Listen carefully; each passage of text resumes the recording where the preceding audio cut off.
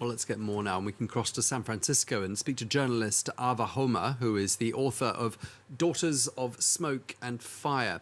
Thank you so much for joining us, Ava. Of course, it's very dangerous for protesters to take to the streets in Iran. They risk their lives doing so. Why do you think it is that so many Iranians seem so fearless in the face of these very great risks? Thanks for having me. That's a very good question, and it's not a question that I can easily answer. I've tried to describe it in my books, and the might usually answer me with the word unimaginable. So I understand it might be a little bit hard for a Western audience to understand, but I try and ask you to please expand your imagination. These people are people who are deprived from the most basic human rights, and I'm not just talking about the freedom of expression. I'm talking about the right to live. What does that mean? What it means is that these people don't even have proper air to breathe. The air pollution has been getting worse and worse because of substandard gas, because of the government's lack of attention to environment, and because of their failure to provide strategies. People don't have good air to breathe. People, if they are not killed by these bullets, they're going to get killed in car accidents. Thousands of Iranians throughout the year are injured and get killed because of substandard roads. In Zahedan, where the protesters, the last round of protesters started pre-COVID, it was protests that started because of lack of access to clean water. So all the resources that should go into building infrastructure instead goes to expanding regional influence, which is why Iran can bomb the Kurds in Iraq today with impunity, because Iraq, on so many levels, Shia Iraq depends on Iran for funding and for support.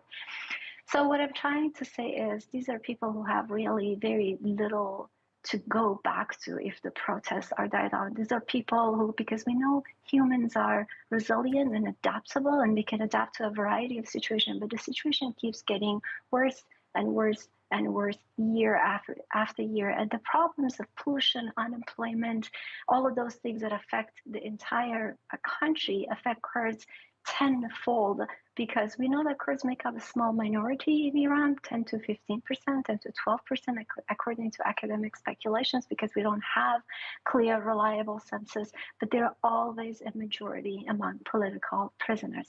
I want you to please pause and pay attention to that fact. United Nations, a lot of human rights groups have documented the fact that Kurds are a minority within Iran, but they're always a majority among political prisoners, which means every type of social activity, even offering psychological services for free to people who are affected by the violence, is considered politicized and is suppressed. So these are people who no longer have anything to fear.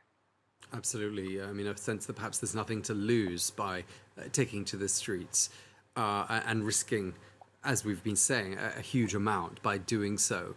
And just looking at the pictures of the people taking to the streets, and looking at the pictures and the videos of some of the young girls who've died since the protest movement began 4 weeks ago tomorrow, I mean, what you see really, well, what I see from where I sit, is a huge generational gulf between these young modern individuals, some of them born in the 2000s, like Masa Amini, and then these much older men with beards and grey hair telling them what they can and can't wear. I mean, this is a generation gap that the mullahs can't even begin to understand. Exactly. And these are the children, the grandchildren of people who supported the revolution.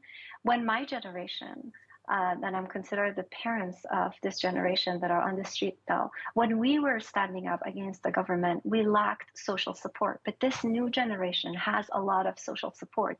They're still facing crackdown by the government, but they're being supported by the rest of Iranians. And speaking of the videos, you must have seen videos of these protesters who have nothing but their own bodies against this baton waving, armed to death, armed to teeth, riot police. And one of the most powerful moments in these videos is when a protester uses her own body. They have nothing else, but they use their own body to protect another younger protester who has been injured, who has been beaten down.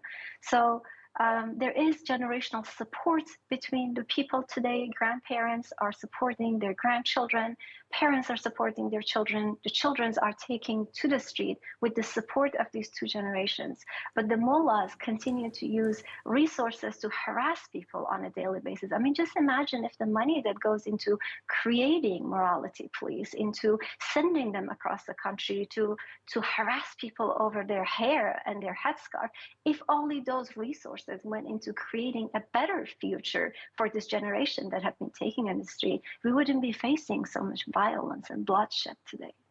Yeah, and I mean, just listening to what the authorities are saying, I mean, the Iranian president, once again today, Ibrahim Raisi, saying it's all the fault of the United States, it's all the fault of the West, they're plotting to destabilizing our country. I mean, he doesn't seem to get it, does he?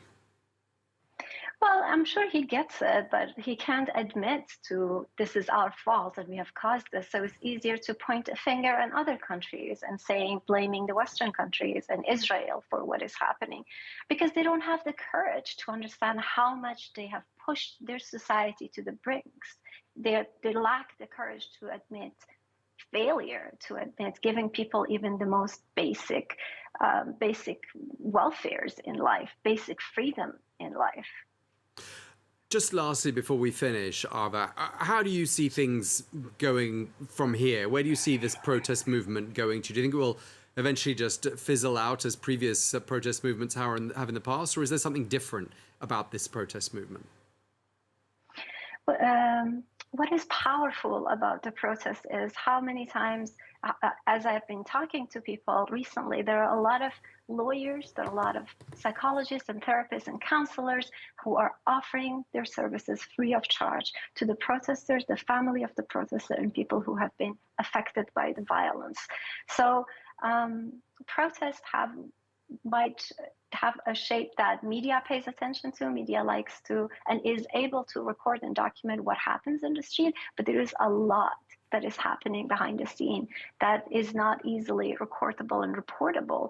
But the sense of solidarity, the education, the empowerment, the unity, the awareness that goes on is going to continue no matter what. People have suffered enormously, hugely. I can't even begin to explain what my friends who have been imprisoned in the past few weeks have gone through: sleep deprivation, hours and hours of interrogation, 12 hours of nonstop interrogation, fears and screams and blindfolds, and all sorts of psychological torture that people have received that are being released from the prison or are still in prison. In fact, some of the former prisoners have been released to make room for these new prisoners. But while this is happening, and it is very painful, there is a great sense of solidarity and helpfulness. These protesters are not alone. They're carrying the load. They're carrying a lot. They have a lot of support coming from Iranians within Iran and also a lot of Iranians in diaspora. So we're going to continue our movement, and our movement is bulletproof. It really is bulletproof because it's about empowerment and education. Journalist and author Ava Homa, thank you very much indeed for taking the time to speak to us on France 24.